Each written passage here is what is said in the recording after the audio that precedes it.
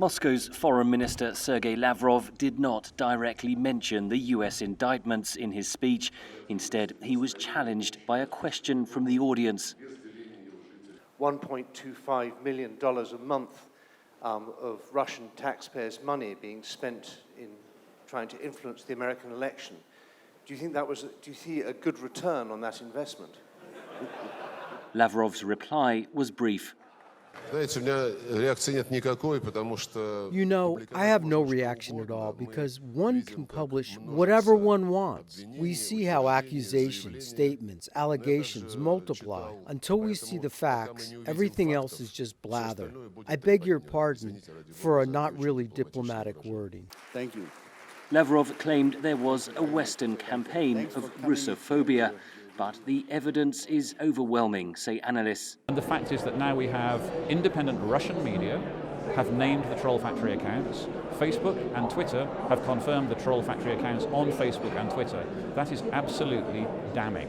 There is no possible way you can say that that didn't happen. You now have the Department of Justice further confirming it.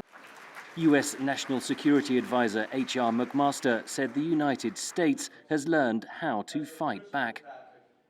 The United States will expose and act against those who use cyberspace, social media, and other means to advance campaigns of disinformation, subversion, and espionage. McMaster then focused on deteriorating security in the Middle East.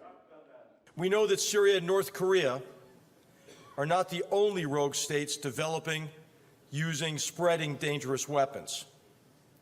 Now is the time to address serious flaws in the Iran deal and counter Iran's destabilizing activities, including its development and proliferation of missiles and its support for terrorist proxies and militias.